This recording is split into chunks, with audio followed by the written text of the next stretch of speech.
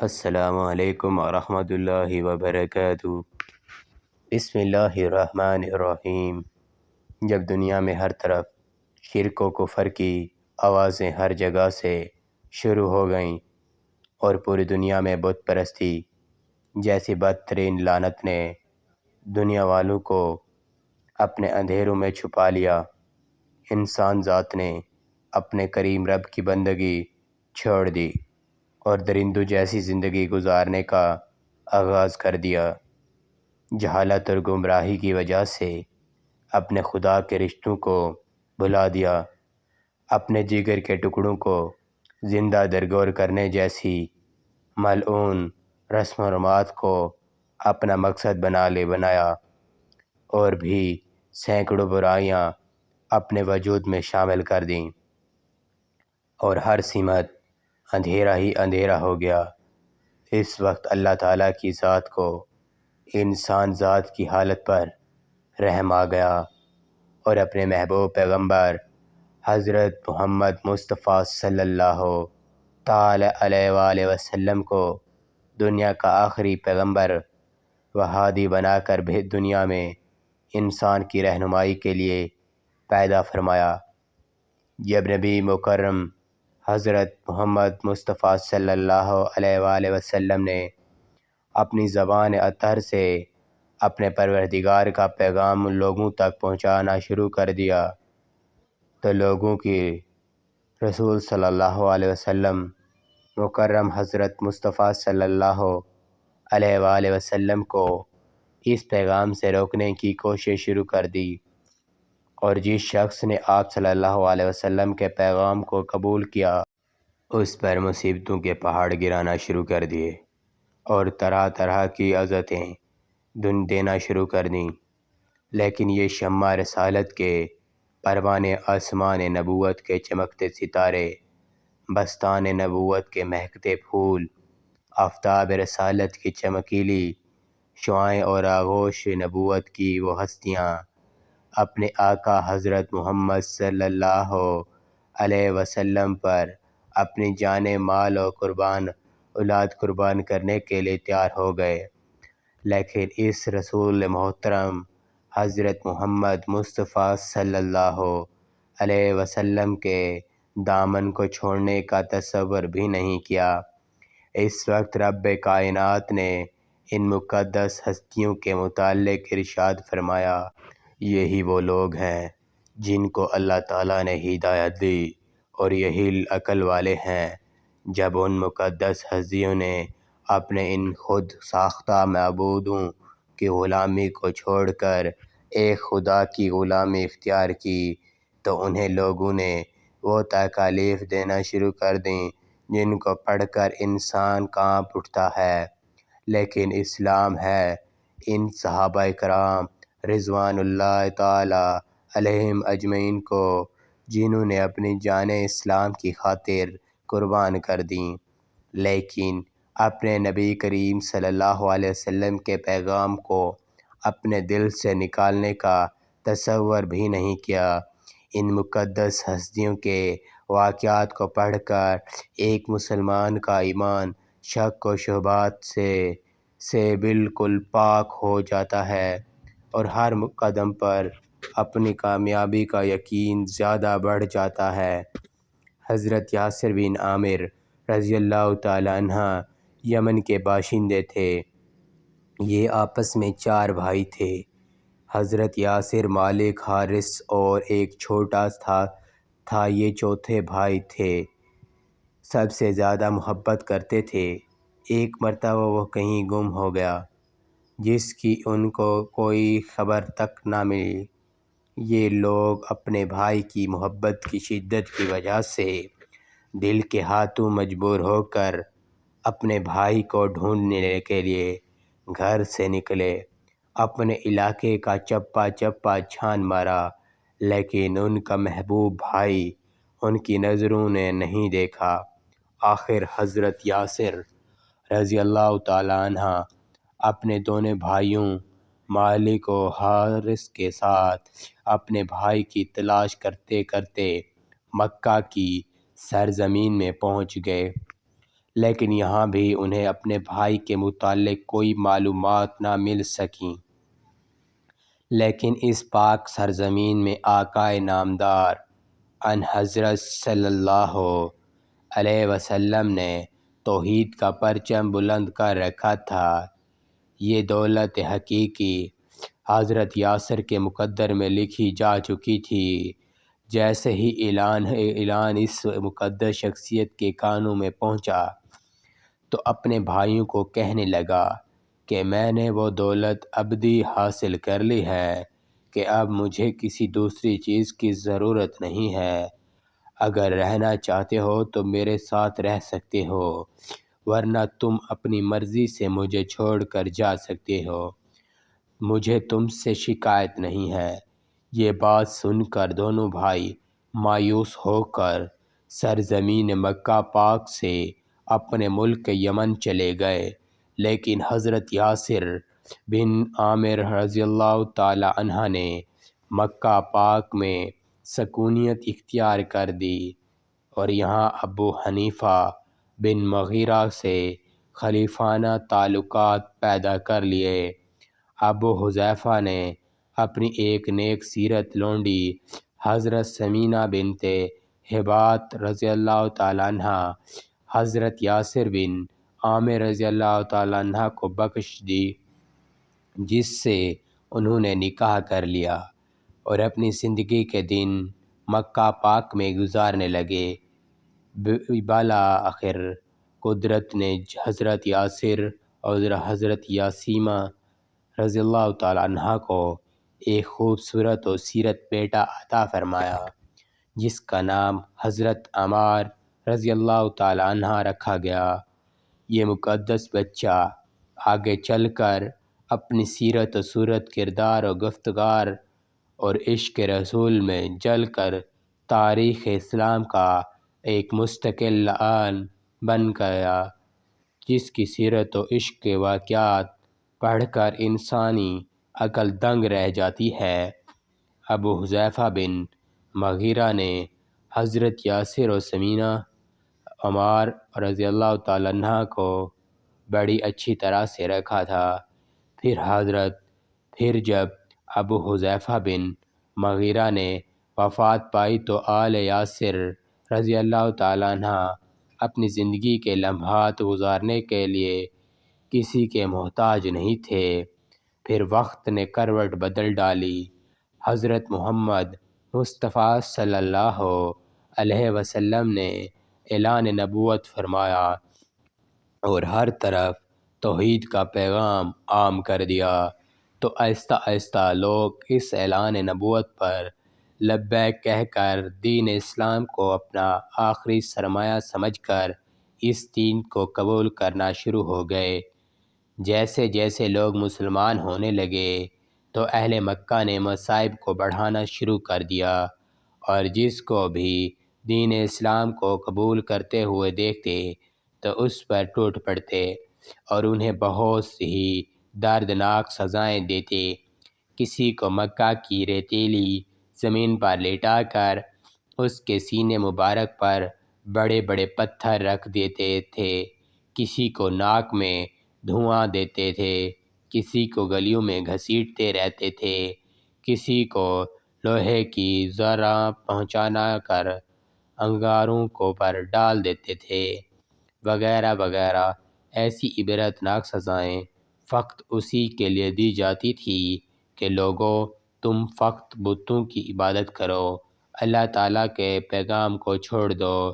لیکن جب سے سزائیں بڑھنے لگیں تو خلیفہ اسلام میں لوگ بھی زیادہ شامل ہونے لگے اور توحید کے پرستاروں نے عظائم کفار کو دیکھ کر اپنا جان مال اولاد قربان کر دیا، لیکن اب ان ظالموں سے آنکھوں میں آنکھیں ملا کر فرماتے تھے، اب دنیا کی کوئی طاقت ہمارے سینوں میں سے دین اسلام کی محبت کو مٹا نہیں سکتی۔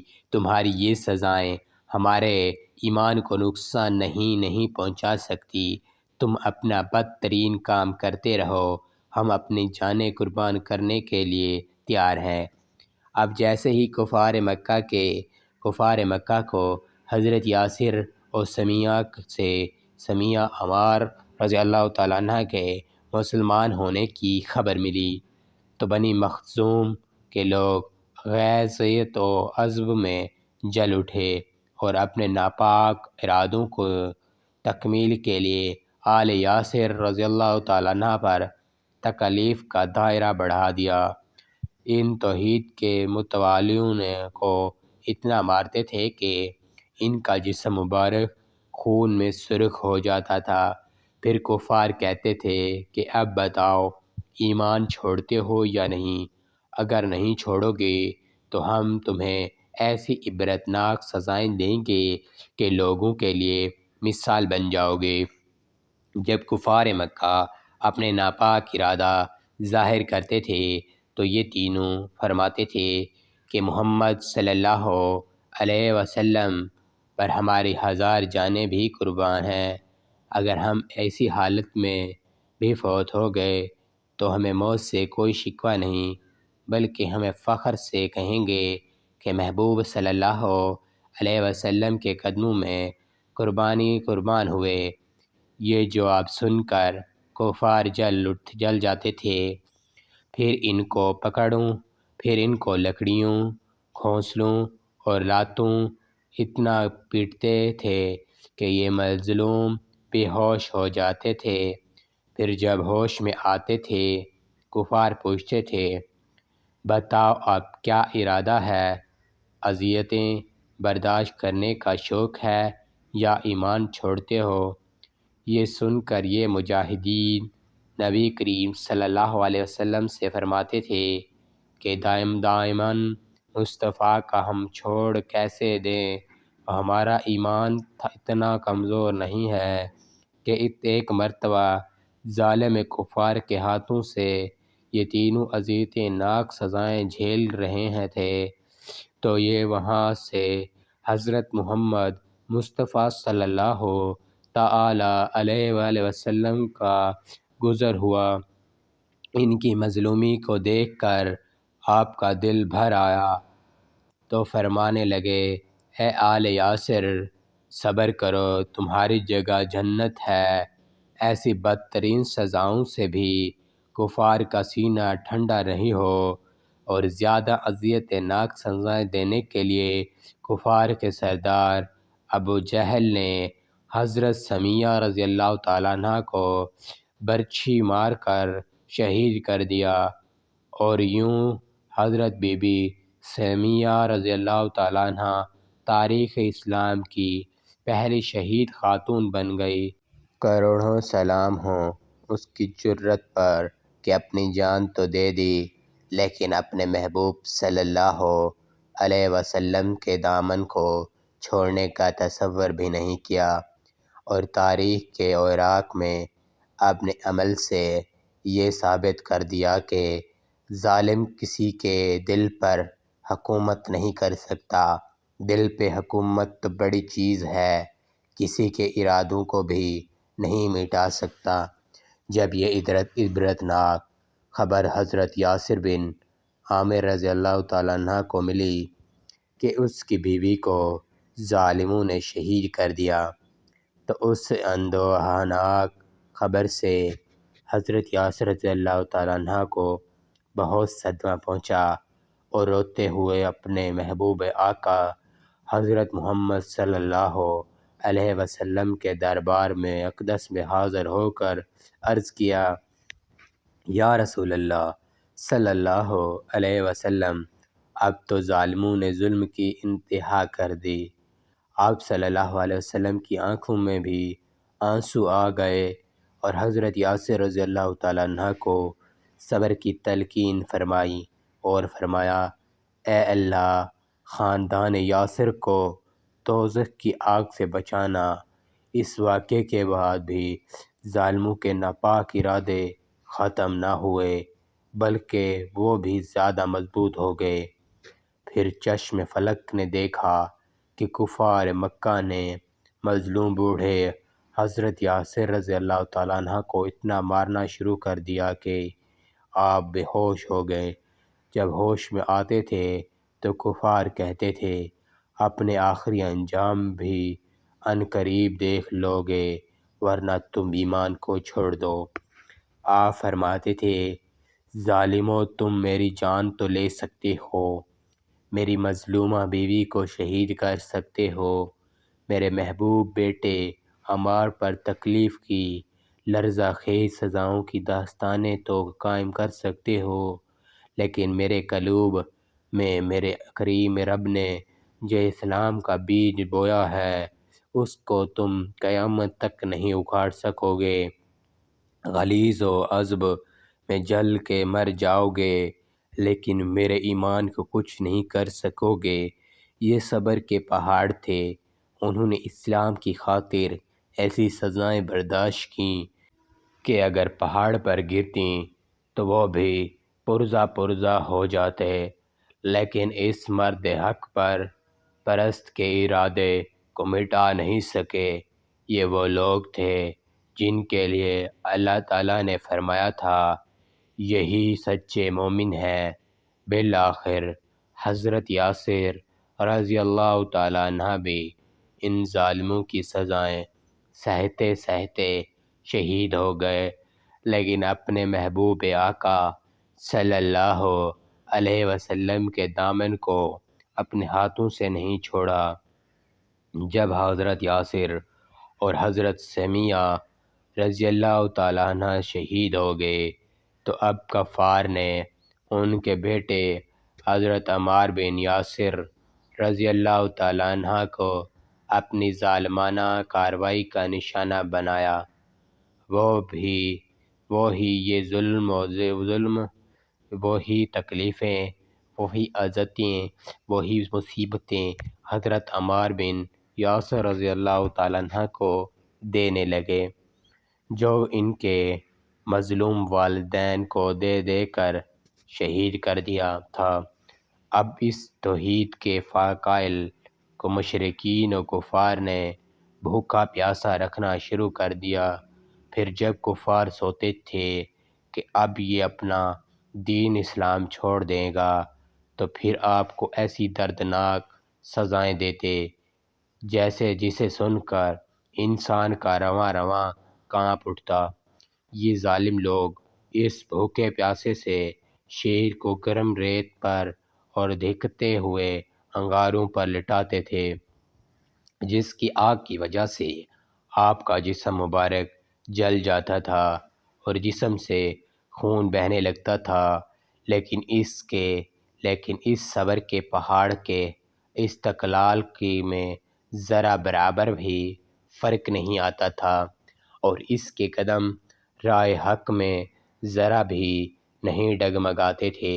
ایک مرتبہ جب ظالموں نے آپ کو دھکتے ہوئے انگاروں پر لٹا رکھا تھا تو اس وقت اتفاق سے میرے پیارے آقا و مولا حضرت محمد مصطفیٰ صلی اللہ تعالی علیہ وسلم کا اس جگہ سے گزر ہوا۔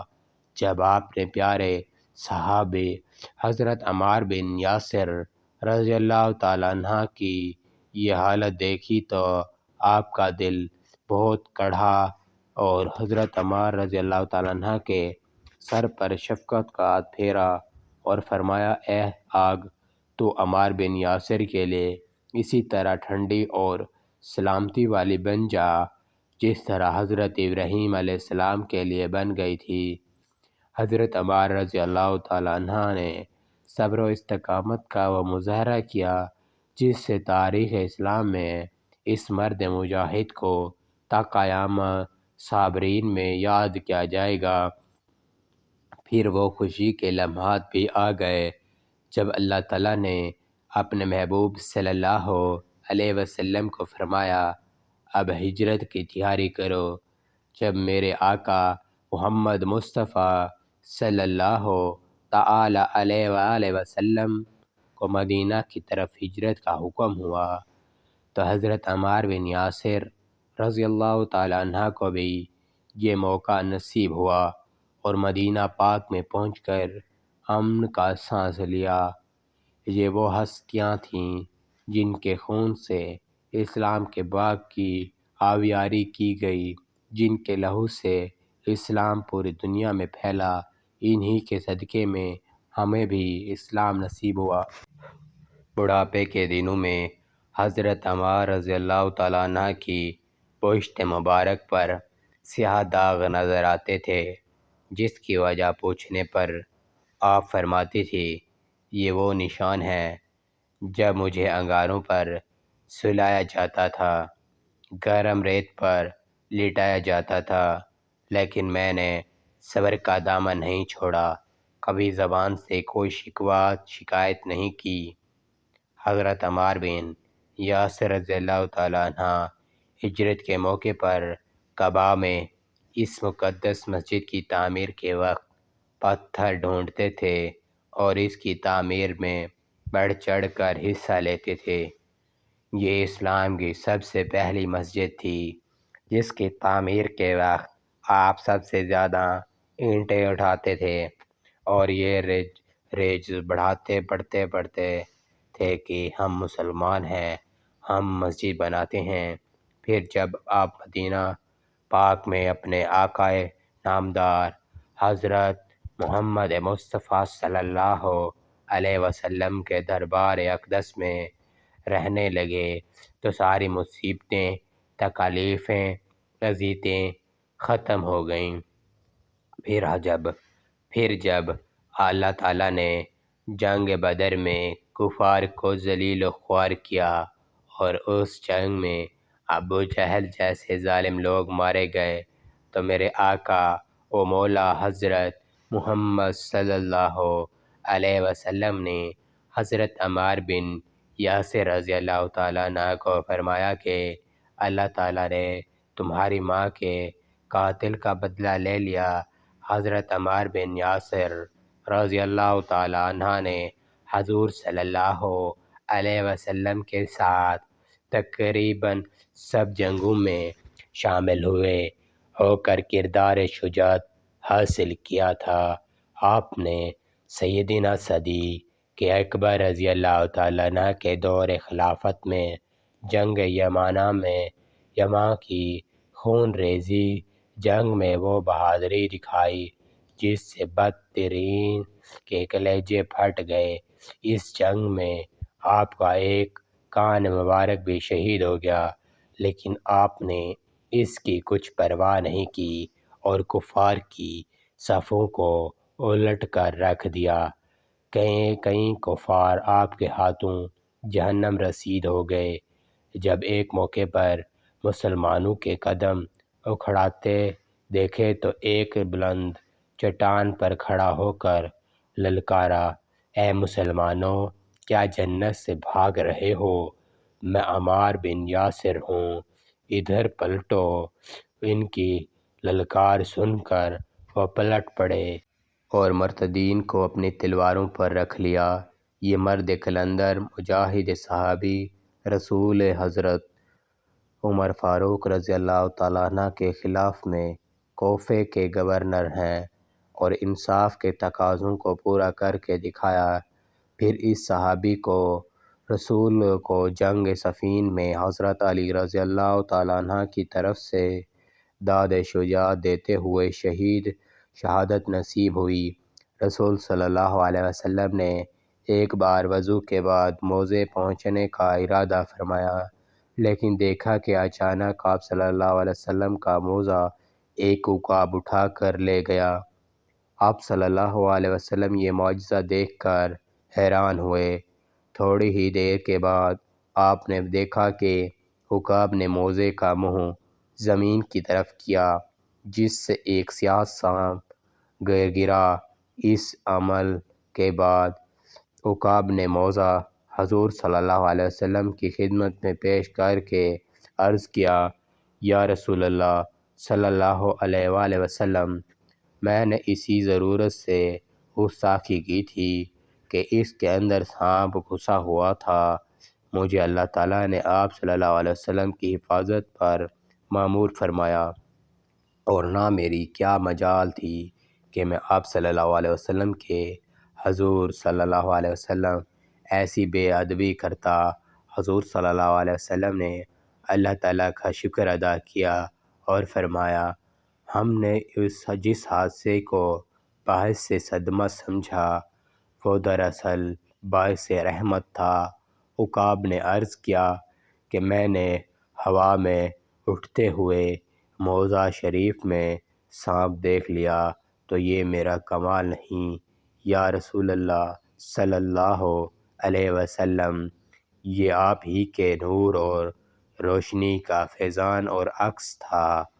رسول صلی اللہ علیہ وسلم کی بارگاہ اقدس میں ایک کافر عورت بچہ اٹھائے بالغرض آزمائش اور امتحان حاضر ہوئی، لیکن اللہ تعالیٰ کے حکم سے اس کی گود میں 2 ماہ کا دودھ پیتا بچہ بولنے لگا اور کہا یا رسول اللہ صلی اللہ علیہ وسلم السلام علیکم، ہم آپ صلی اللہ علیہ وسلم کی خدمت اقدس میں حاضر ہیں۔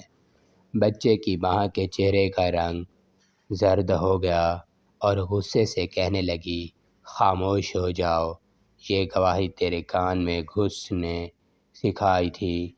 بچے نے کہا میری ماں تو اپنے سر کے اوپر، تو دیکھ تیرے سر کے اوپر حضرت جبرائیل امین علیہ السلام کھڑے ہیں، وہ مجھے نظر آ رہے ہیں، وہ فرشتہ مجھے وصف رسول صلی اللہ علیہ وسلم سکھا رہا ہے اور کفر و شرک کے ناپاک علوم سے خلاصی اور رہائی دلا رہا ہے۔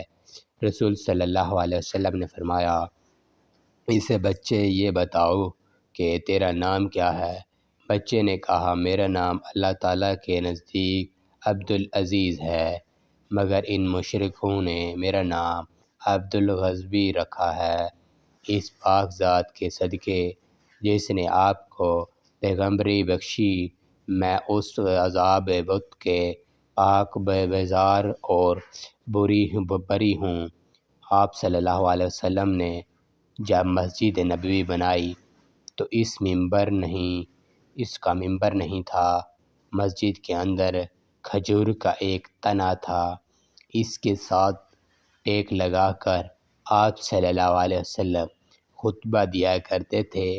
کچھ عرصے کے بعد ایک صحابی حضرت تمیم داری رضی اللہ تعالیٰ عنہ نے عرض کیا اے اللہ کے رسول صلی اللہ علیہ وسلم، اگر اجازت دے تو ایک ممبر بنا لیا جائے۔ آپ صلی اللہ علیہ وسلم نے اجازت دے دی، چنانچہ ایک ممبر بنا لیا گیا۔ اگلی دفعہ جب خطبہ دینے کا وقت آیا تو آپ ممبر پر کھڑے ہو گئے اور خطبہ دینا شروع کر دیا۔ تھوڑی دیر کے بعد جب حضور کے اس تنے میں سے اس طرح رونے کی آواز آنے لگی جیسے کوئی بچہ زور زور سے روتا ہے، سب لوگوں نے حیران ہو کر اس تنے کو دیکھا۔ حضور اقدس صلی اللہ علیہ وسلم اس ممبر سے نیچے اترے اور کھجور کے تنے کے قریب گئے، اس کے اوپر دست مبارک شفقت رکھا اور اس کو دلاسا دیا۔ حدیث کی کتابوں میں لکھا ہے کہ حضور صلی اللہ علیہ وسلم نے اس کے گلے سے لگایا تو وہ تنا اس طرح سسکیاں لیتے ہوئے چپ ہوا جیسے کوئی بچہ اپنی ماں کے سینے سے لگ کر چپ ہوتا ہے۔ اللہ تعالی ہمیں دین اسلام کا پیروکار بنائے اور ہمیرا خاتمہ ایمان پر فرمائے، آمین ثم آمین۔ ناظرین کمنٹ باکس میں اللہ تعالیٰ کے 99 ناموں میں سے ایک نام ضرور ٹائپ کیجیے گا۔ شکریہ، اللہ حافظ، دعاؤں میں یاد رکھیے گا۔